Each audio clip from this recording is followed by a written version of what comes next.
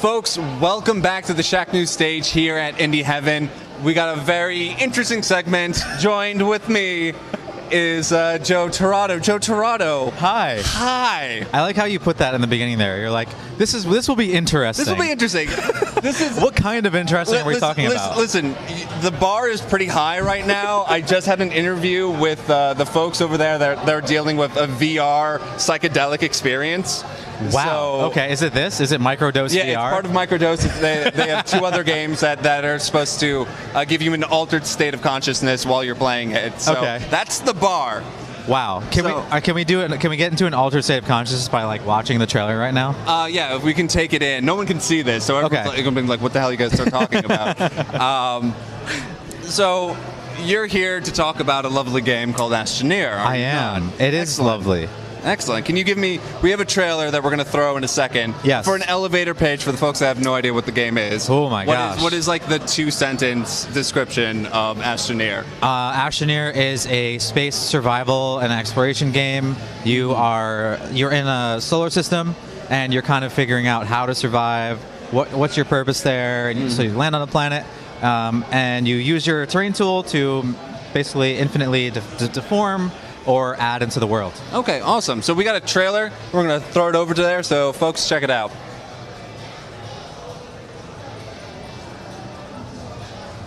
Good? Cool. How long's that trailer? A minute. All right. 15 seconds. Okay. We nailed it. We'll do the Ubisoft thing. Did you see that at the show? No, I've only saw Nintendo.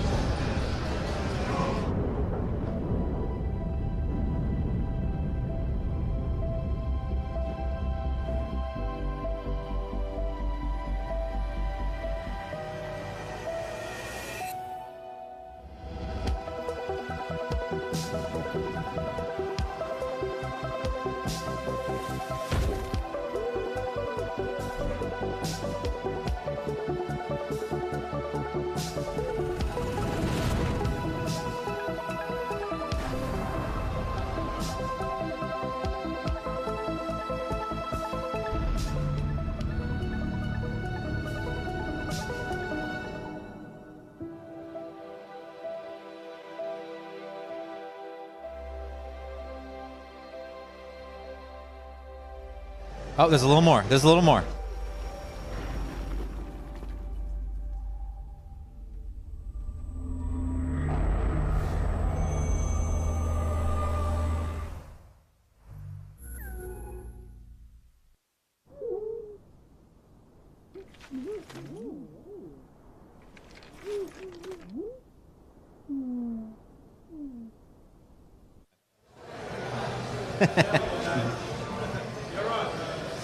You nailed it. You did it.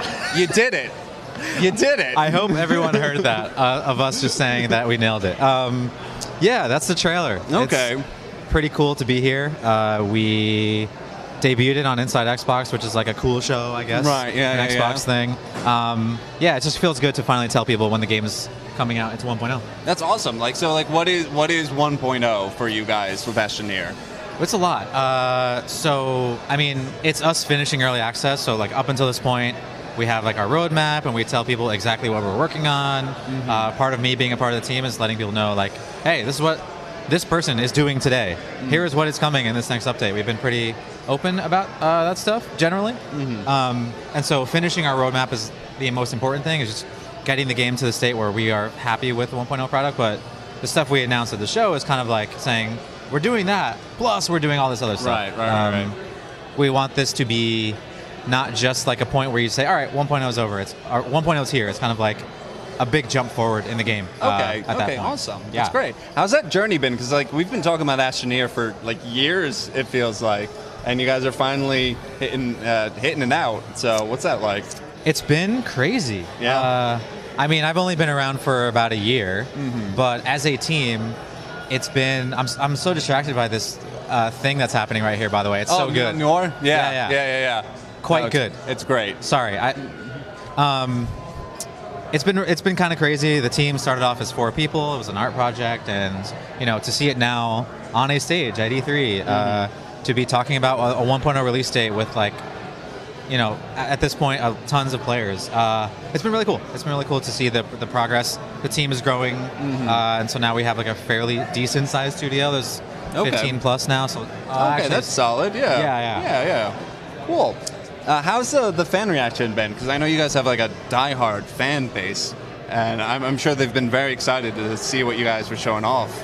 I think one of the biggest things for me was telling people that we're going to 1.0, so that way they know that their sort of fandom, I guess, you know, their interest is going to pay off in something relatively soon, right? Right. Yeah. A lot of early access games, for better or for worse, end up in early access for you know 5 years. Right. Yeah. It was important for us to not do that. So being in early access, and basically in December, that's our 2-year anniversary of being in early access. So Okay. it's kind of like that's a good milestone for us to hit. Right. Yeah.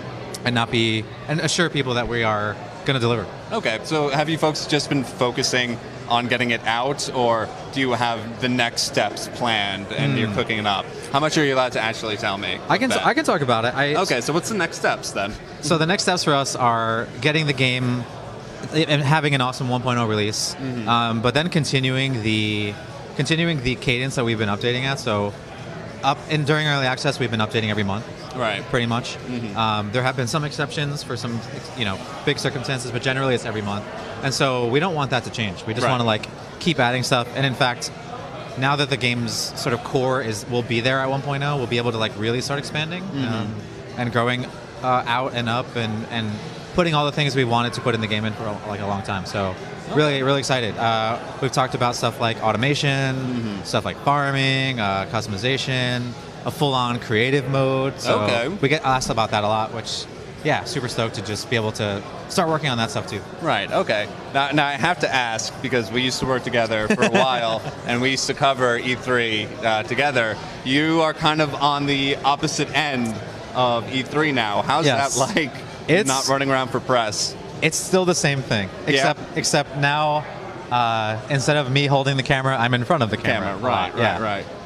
It's been really fun though, honestly, really rewarding to like finally tell people, and then just like keep repeating the same words over and over and over again. And over. No, I'm sorry that if I'm asking you the same questions over and over again. No, I apologize. it's good. No. I'm sure there are people here that probably have questions, and I can't see them. Sorry, but yeah, no.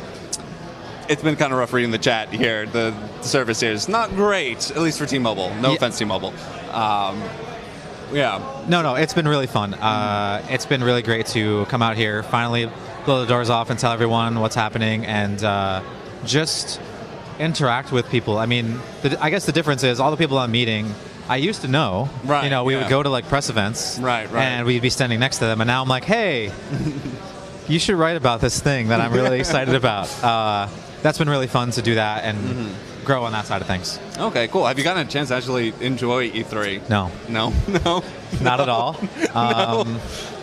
I mean, I walked around today, so I saw Steve Watts. Okay, you saw Steve. Okay, yes. Cool. I finally met Rumpo. We actually shook hands. It was great. Yes. I gave him a big hug. I was like, we don't know each other really, but we kind of do, so yeah, we're doing this. You've kind of known him for like a couple of years, you know. Yes. Via the internet. Yeah, so I saw those guys. I think the tournament's happening right now. Yeah, right? The tournament. I think like the finals are finally happening. Okay, nice. So yeah, we did that, and then I saw Steve, and we like walked around, and I actually saw stuff, and I was like, this is here. Oh, okay, cool. So yeah, I haven't really been able to enjoy the show, but really excited about certain things. Okay. You know how I feel about Fallout, and I know how you feel about Fallout. Yeah. It's funny, my ex, I still talk with her, and she's a huge Fallout fan. And I asked her, I was like, are you excited? And it was the first time she's like, no. No. I was like, right? Isn't it? Yeah, right? She's like, no, why? So I get it, and it seems like a natural progression for Fallout for this to happen. Yeah. But it's still, like, it's nothing to me. But I'm sure you're pretty pumped for that. I'm somewhat pumped. The online thing is a little scary. I mean, we've joked about. What I'll say is, as a game, we love online, we love cooperation, but we keep that to people that you know. Right. We don't break outside of, at least not yet. we keep that with like, hey, if you're a friend of a friend, I invite you to my game. There's we more play control together. that way. Yeah. Yes. Yeah. Because once you explore for a couple reasons, but once you explore beyond that, now you have to do so much work to make sure that these people can't do this, and this person can't mess with this person, and I can't ruin your experience. And like, right. not having that control sounds scary. It is. Yeah. No, it's kind of terrifying. Yeah. If you think about it. Yeah. So yeah, just excited for that. We were in the presser we were in the building at the Xbox presser and saw all of that. I really love that they just like showed off new stuff. Yeah. No, people really liked Microsoft this year. Yeah, it was pretty good. And then Sony did a thing. Sony did a thing.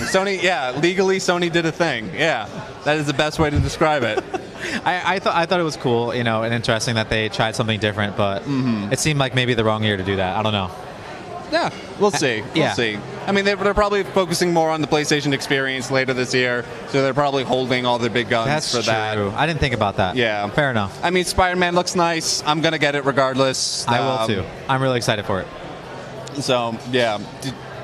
Did you do anything with Nintendo? Or No, I mean, we just walked around the booth a little bit. Right. Yeah, they're fun. They're the best. I mean, yeah. What else are we showing? So we talked about. We didn't talk about the goal stuff. Oh yeah. So the trailer has this cool like thing in it. I'm not going to say anything about it just because I would give away its true meaning and nature. So what I will say, there's a big thing there. There's a thing. Okay. What I can say is, Astroneer's been a sandbox game for a while, and people love that. Like that's our core audience is people who just like building things and creating things and using the terrain to create whatever they want. And so that's been really fun to see. But there's a whole other audience of people who just want us to tell them what to do. I mean, dude, like kind of. I know you probably don't like this comparison, That's fine. but I just picked up Dragon Quest Builders, and I like it so much more than Minecraft because in Dragon Quest Builders, they're like, make an inn, make a hospital, make a house. And I'm like, yes, thank you. I need these directions.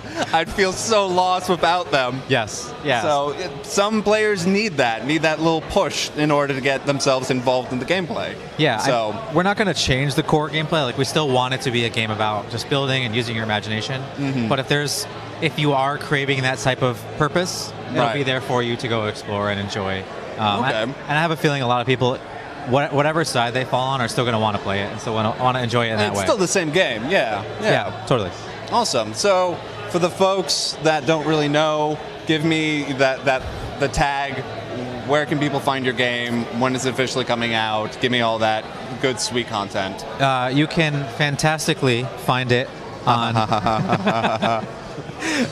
you can go to astroneer.space. That's our website where you can read about the game and then pick the platform that you would like to purchase it on. We're on Steam, Xbox, and Windows 10. The Windows 10 and Xbox One is a Play Anywhere version, which means those are crossplay. And if you own it on one, you own it on both, which is pretty cool. We got forums, YouTube. I mean, astroneer.space has all the information, so you can just do that. Go online, Google it, and you'll find it. Awesome. And you'll see my silly face. Sometimes. Your silly face. Joe, thanks so much for coming on. Thanks for having me. Take a quick break. We got just a little bit more before we sign off, so stay tuned.